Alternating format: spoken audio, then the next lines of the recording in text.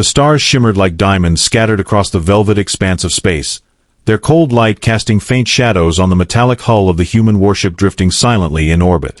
Inside its dimly lit corridors, a palpable tension hung heavy in the air. The crew moved with hurried steps, their faces etched with unease as they prepared for what lay ahead. At the center of it all stood Captain Elias Kane, his broad shoulders slumped under an invisible weight. His weathered face bore the marks of countless battles fought and lives lost, but nothing could have prepared him for this moment. Elias had been part of humanity's greatest military campaign, a desperate bid to reclaim territory from an alien empire that had encroached upon Earth's borders. For months, they had waged war against the Zorathians, a species known for their advanced technology and ruthless tactics.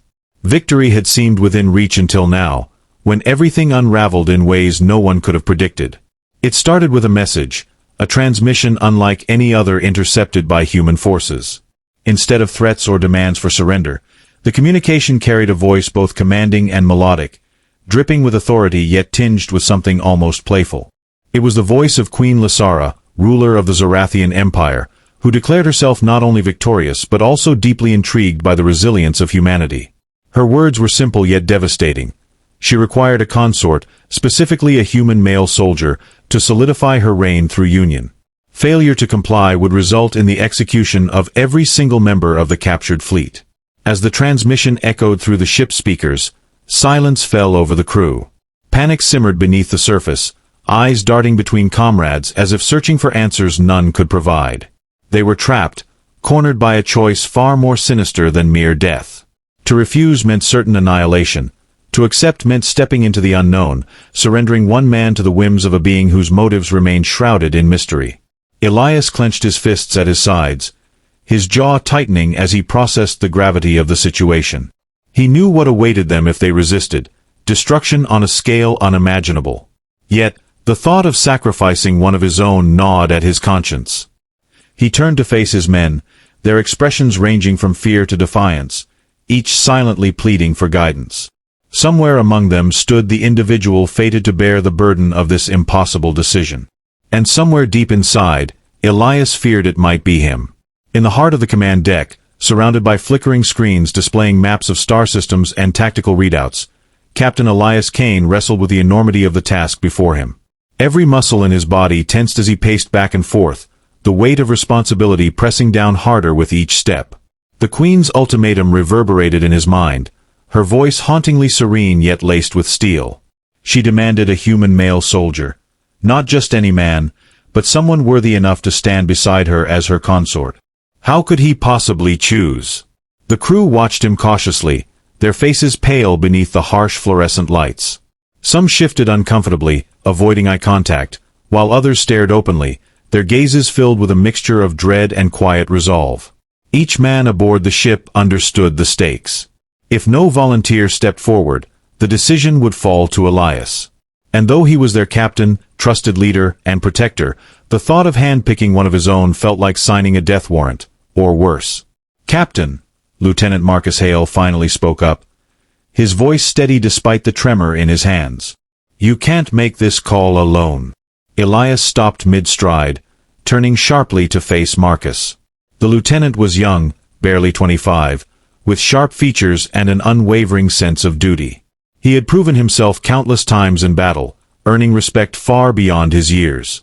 But now, standing there with his uniform slightly askew and sweat beading on his forehead, he looked fragile, vulnerable. "I'll do it," Marcus continued, swallowing hard. "If it saves everyone else. I'll go." "No," another voice cut in, low and resolute. Sergeant Theo Grayson stepped forward, his towering frame blocking out half the room. A veteran of 2 decades, Theo carried the scars of war both visible and hidden. His grizzled beard bristled as he clenched his jaw. "You're too green for this, kid. She wants someone who's seen hell and survived." "That's me." Elias closed his eyes briefly, exhaling through gritted teeth. This was exactly what he feared, his men vying to sacrifice themselves. The loyalty burned fiercely within them, but so did fear. Fear of being chosen unwillingly. Fear of leaving behind loved ones. Fear of facing whatever horrors awaited them on the other side of that transport shuttle. Before he could respond, murmurs erupted throughout the room. Arguments broke out, voices rising over one another as tempers flared. Men shouted about honor, duty, and survival, each trying to assert why they should, or shouldn't, be the one to go. The chaos grew unbearable, threatening to spiral out of control. "Enough!" Elias bellowed, slamming his fist onto the nearest console. The sound reverberated through the chamber, silencing the cacophony instantly. All eyes snapped to him, wide and expectant. This isn't some glorified suicide mission. Whoever goes will carry the fate of every person here, and maybe even Earth itself. We don't know what she wants, but we damn well better send someone capable of handling it. His words hung in the air, heavy and unyielding. Slowly, heads began to nod, though the tension remained thick enough to cut with a blade. Elias scanned the faces around him, searching for strength, courage, and perhaps a spark of hope amidst the despair. There had to be someone, a man brave enough, smart enough, adaptable enough, to walk into the lion's den without breaking. And then his gaze landed on Corporal Daniel Voss. Quiet, reserved, often overlooked in favor of louder personalities, Daniel stood near the back of the room, arms crossed tightly over his chest. His dark eyes met Elias's briefly before darting away, but not quickly enough to hide the storm brewing behind them. Something about the way he held himself caught Elias's attention. Rigid, yes, but not paralyzed. "Ready." "Voss," Elias said, his tone cutting through the silence like a knife. "Front and center." Daniel hesitated, visibly startled, before reluctantly stepping forward. He wasn't tall or particularly imposing, but there was a quiet intensity about him that made people listen when he spoke. A former engineer turned combat specialist, he possessed a unique blend of intellect and pragmatism that had saved the crew more than once during skirmishes. More importantly, he had a knack for staying calm under pressure, a trait Elias suspected would serve him well wherever this path led. "You've got experience dealing with aliens," Elias continued, his voice softer now but still firm. "You understand strategy. You think fast, adapt faster. And you've kept your head when others haven't." Daniel opened his mouth to protest, but Elias raised a hand to silence him. "I'm not asking for volunteers anymore. This is an order. You're going." A collective gasp rippled through the room. Some nodded approvingly, while others exchanged worried glances. Daniel stood frozen, his expression unreadable as the reality sank in. He didn't argue, didn't fight back. Instead, he gave a small, almost imperceptible nod, accepting his fate with quiet resignation. Elias placed a hand on Daniel's shoulder, gripping it firmly. "You carry us with you, soldier. Don't forget that." The journey to the Zorathian homeworld was unlike anything Daniel had ever experienced. As the sleek alien transport shuttle descended through layers of swirling violet clouds, he pressed his face against the reinforced glass, marveling at the surreal beauty below. The planet's surface shimmered with hues of gold and emerald, vast oceans reflecting the twin suns that cast an ethereal glow across the landscape. Towering crystalline spires jutted upward from sprawling cities, their surfaces refracting light into dazzling patterns that danced across the horizon. It was breathtaking, but also deeply unsettling. Everything about this world screamed opulence and power, a stark contrast to the utilitarian ships and barren outposts Daniel had grown accustomed to. When the shuttle touched down on a platform suspended high above the ground, Daniel's stomach churned with apprehension. The doors hissed open, revealing a procession of armored guards awaiting him. Their uniforms gleamed with intricate designs etched into polished metal, and their weapons hummed softly with energy. They moved with precision, surrounding him in a tight formation as they escorted him toward a massive palace carved entirely from luminous stone. With each step, the air grew heavier, charged with an electric tension that prickled against his skin. Inside the palace, the grandeur only intensified. Hallways stretched endlessly, lined with towering columns adorned with glowing runes that pulsed rhythmically, as if alive. Servants clad in flowing robes scurried past, bowing low as they passed. The scent of exotic flowers wafted through the air, mingling with the faint aroma of ozone. Despite the splendor, Daniel couldn't shake the feeling of being watched. Eyes followed him from shadowy alcoves, unseen figures observing his every move. Finally, he was brought to a vast throne room, its ceiling lost in darkness above. At the far end sat Queen Lysara, her presence commanding yet strangely mesmerizing. She rose gracefully from her seat, her movements fluid and deliberate. Her figure was statuesque, draped in robes that shimmered like liquid silver, accentuating her lithe form. Long, flowing hair cascaded down her back in waves of midnight blue, catching the light in ways that made it seem almost iridescent.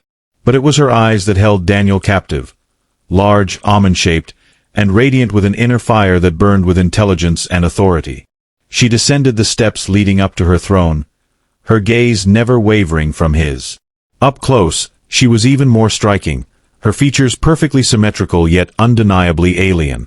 Her skin bore a subtle luminescence, shifting colors faintly with each breath she took. When she spoke, her voice resonated with a melodic quality that sent shivers down his spine. "So, you are the human chosen to stand beside me," she said, tilting her head slightly as if studying a rare artifact. "Tell me, soldier, what is your name?" "Corporal Daniel Voss," he replied, his voice steadier than he expected. He straightened his posture, meeting her gaze despite the overwhelming urge to look away. Lysara smiled faintly, though there was no warmth in it. "Not yet." "Daniel Voss," she repeated, testing the syllables on her tongue. "You come from a species known for its tenacity, its refusal to yield even in the face of insurmountable odds. Yet here you are, standing before me willingly. Why?" For a moment, Daniel faltered. The question caught him off guard, forcing him to confront emotions he'd buried deep within. Loyalty? Duty? Fear? None of those answers seemed sufficient. Finally, he settled on the truth, raw and unfiltered. "To save my people," he admitted quietly. "To give them a chance to live." Lysara regarded him thoughtfully, her expression unreadable. Then, unexpectedly, she laughed, a soft, musical sound that echoed through the chamber. "How noble of you," she said, her tone laced with amusement. "But tell me, Daniel, do you truly believe your sacrifice will change anything? Or are you simply delaying the inevitable?" Her words struck a nerve, igniting a flicker of anger within him. "If it buys them time, then yes, it matters," he shot back, surprising even himself with his boldness. "I may not know what you want from me, but I won't let fear dictate my choices." To his astonishment, Lysara's smile widened, genuine this time. "Good," she purred, circling him slowly, her movements predatory yet elegant. "I chose wisely after all. You have spirit, Daniel Voss. Perhaps you will prove entertaining." With that, she gestured for him to follow her deeper into the palace, leaving Daniel to wonder whether he had just passed some kind of test, or sealed his own doom. Days blurred into weeks as Daniel adjusted to life within the confines of Queen Lysara's opulent palace. Each day brought new revelations about the Zorathian culture, their customs steeped in rituals that seemed both fascinating and utterly foreign. Meals were elaborate affairs served in cavernous dining halls where servants moved like specters, presenting dishes infused with flavors Daniel couldn't begin to describe. Fruits that glowed faintly in the dark melted on his tongue, releasing bursts of sweetness that left him dizzy. Meats, tender and aromatic, hinted at spices unknown to human cuisine. Yet, for all the decadence, Daniel found himself eating sparingly, his appetite dulled by the constant unease gnawing at his insides. Beyond the meals, the palace itself became a labyrinth of contradictions. While its architecture exuded elegance and refinement, there was an underlying sterility to it, a coldness that permeated even the warmest corners. Servants avoided eye contact, their faces masks of practiced neutrality. Guards patrolled relentlessly, their presence a reminder that Daniel was not merely a guest but a prisoner cloaked in silk. Even the gardens outside, lush with bioluminescent flora and crystalline trees, felt artificial, as though nature itself had been tamed and reshaped to suit the queen's whims. Yet, amidst the grandeur and strangeness, moments of connection began to emerge, fragile threads weaving together a tentative understanding between Daniel and Lysara. Their interactions were unpredictable, oscillating between tense confrontations and surprisingly candid conversations. During one such exchange, Lysara revealed glimpses of her own vulnerabilities, speaking of the burdens of leadership and the isolation that came with ruling an empire. Her voice softened then, losing its usual edge, and for a fleeting moment, Daniel saw not just a queen but a woman burdened by expectations far greater than her own desires. These moments, however fleeting, sparked something unexpected within Daniel, a growing curiosity about the enigmatic ruler before him. Beneath her regal exterior lay layers of complexity, contradictions that intrigued him despite his lingering mistrust. In turn, Lysara seemed equally fascinated by him, probing his thoughts with questions that ranged from philosophical to deeply personal. She marveled at humanity's capacity for resilience, questioning how beings so fragile could endure so much. Daniel responded with stories of Earth, painting vivid pictures of bustling cities, rolling landscapes, and the indomitable spirit of his people. Though guarded, he found himself sharing more than he intended, drawn into a dialogue that transcended mere diplomacy. But alongside these burgeoning connections came challenges that tested Daniel's resolve. Lysara's moods were mercurial, shifting without warning from playful intrigue to icy detachment. One evening, during a private audience in her chambers, she presented him with a ceremonial dagger forged from a material that shimmered like liquid starlight.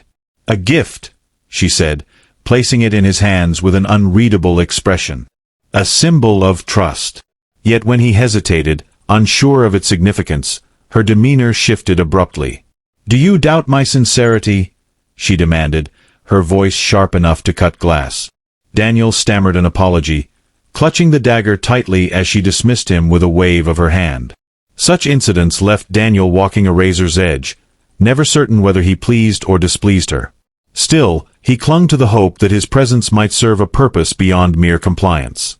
He observed the courtiers who surrounded Lysara, noting their sycophantic smiles and calculating gazes. Many viewed him with thinly veiled disdain, whispering behind ornate fans or exchanging knowing looks.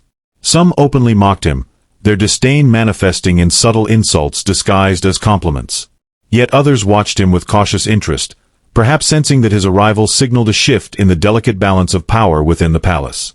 Through it all, Daniel struggled to maintain his composure, acutely aware that any misstep could jeopardize not only his safety but the lives of those he had sworn to protect. Nights were the hardest, spent lying awake in a chamber adorned with fabrics softer than anything he'd ever known. The luxury offered little comfort. Instead, it amplified the weight of his solitude.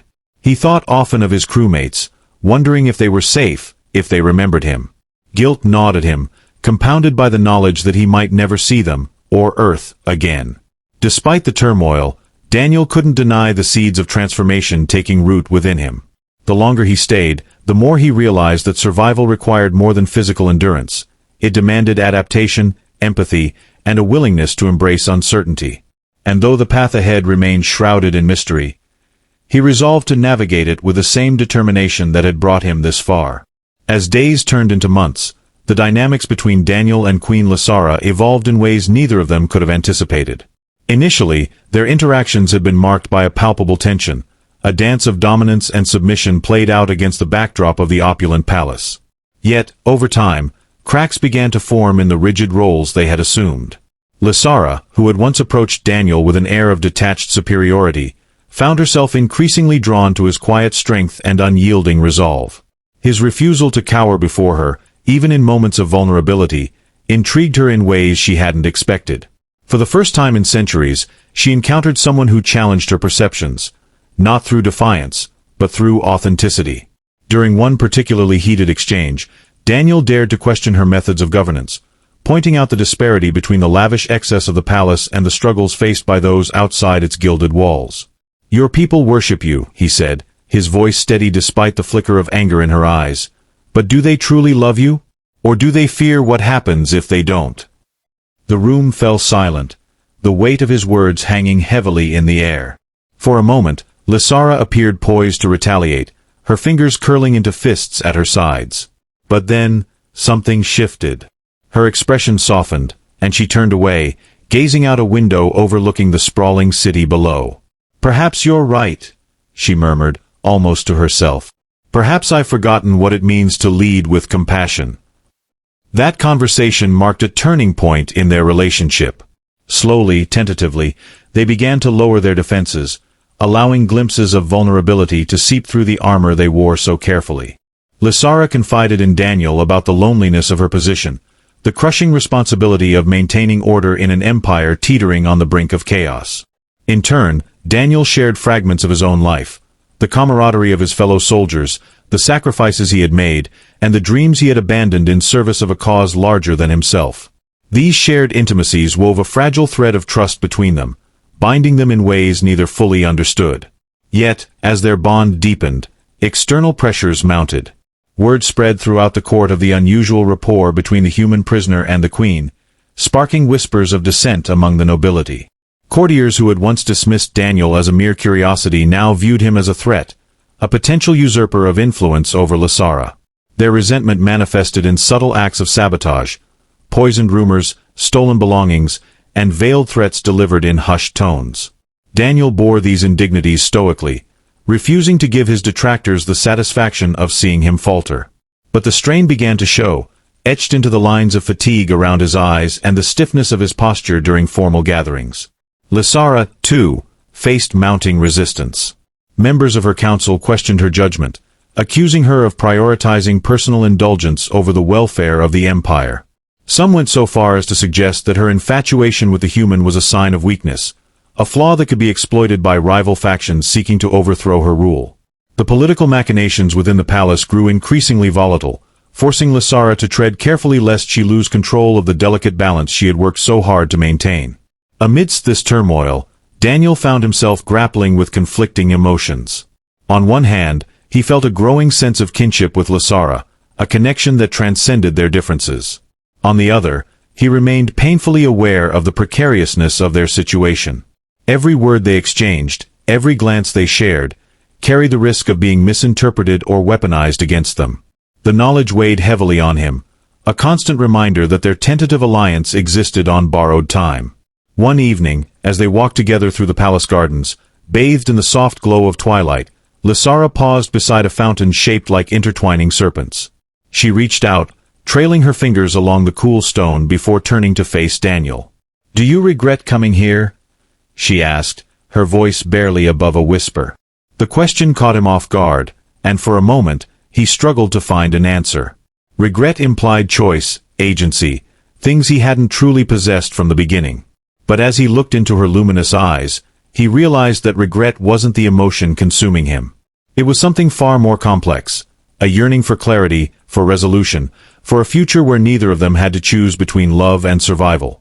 "I don't know," he admitted finally, his voice heavy with unspoken truths. "But I do know this, I can't keep living in limbo. Neither of us can." Lysara studied him intently, her expression unreadable. Then, without another word, she took his hand in hers, her touch sending a jolt of electricity coursing through him. Together, they stood in silence, the weight of their intertwined fates pressing down upon them like the twin suns setting beyond the horizon.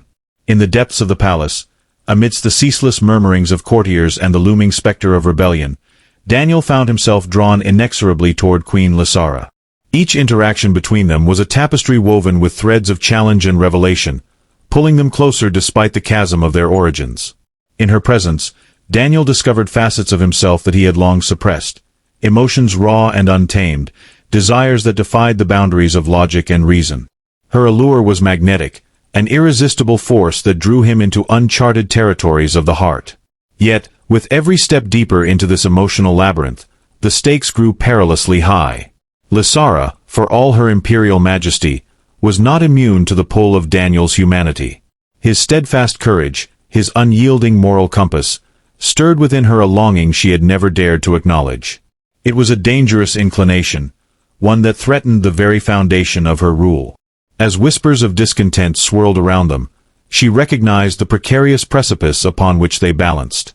Love, or whatever fragile semblance of it blossomed between them, was a luxury they could ill afford. Yet, denying the burgeoning affection felt akin to severing a vital limb. The emotional turmoil escalated as Daniel witnessed the toll their entanglement took on Lysara. The once unassailable queen now bore the weight of vulnerability, her decisions clouded by the haze of affection and duty.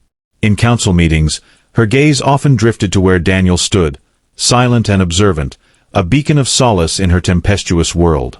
The court's disapproval was palpable, a tangible entity that pressed against them, urging separation. Yet, in the quiet moments stolen away from prying eyes, their connection deepened, fueled by shared glances and whispered promises of a future free from the chains of obligation. As the political unrest within the empire surged, fueled by those who saw Daniel as a wedge driven into the heart of Zarathian sovereignty, the couple faced a crucible that tested the mettle of their bond. Assassination plots surfaced, each thwarted narrowly, leaving a trail of suspicion and heightened security. Daniel, ever the soldier, adapted swiftly, his instincts honed by years of warfare guiding him through the treacherous waters of alien politics. Yet, with each thwarted attempt on his life, the realization dawned stark and unavoidable. This was a battle not just for survival, but for the legitimacy of their union. In the solitude of night, as the twin moons bathed the palace in a spectral glow, Daniel and Lysara found themselves ensnared in discussions of destiny and choice. Could love transcend the stars and the blood-soaked histories of their peoples? Was it possible to forge a new path, one that honored both their worlds without succumbing to the destruction that loomed ominously on the horizon? These questions hung in the air, unanswered, as they clung to each other, seeking solace in the certainty of the present moment. Thus, as the empire teetered on the brink of upheaval, the human soldier and the alien queen stood united, their fates intertwined in a dance as old as time itself. Love and survival became not just individual battles but a shared crusade, each decision laden with the potential to either bridge worlds or ignite the flames of interstellar war. The galaxy watched, breath bated, as the drama unfolded, unaware of the seismic shifts that loomed on the cosmic stage. As tensions reached a breaking point, Lysara made a decision that would alter the course of both their lives. She called for an emergency assembly of her council, summoning Daniel to stand beside her as she addressed the gathered nobles. The chamber buzzed with hostility, eyes glaring daggers at the human who dared to share her side.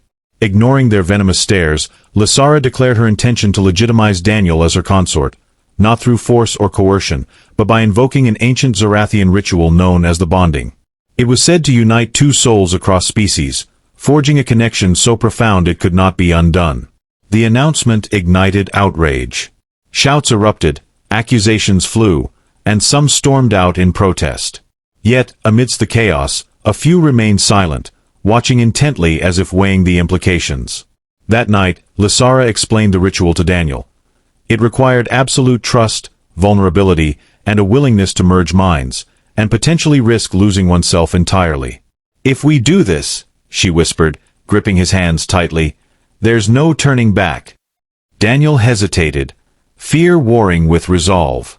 He thought of his crew, stranded somewhere among the stars, counting on him. He thought of Earth, fragile and distant yet worth every sacrifice. And he thought of Lysara, the woman beneath the crown, flawed and fierce and achingly real. Taking a deep breath, he nodded. "Let's do it." The ceremony took place under the twin moons, atop a crystalline plateau where the air shimmered with energy. As chants echoed around them, Lysara and Daniel clasped hands, their foreheads touching as light enveloped their forms. Pain seared through Daniel's mind, memories colliding with emotions too vast to comprehend. But then came clarity, a flood of understanding, of love, of shared purpose. When the light faded, they stood transformed, bound not just by duty but by something deeper. News of the bonding spread quickly, silencing dissenters and rallying supporters to their cause. Together, they began implementing reforms, bridging gaps between humans and Zarathians, proving that unity was possible even in the face of division.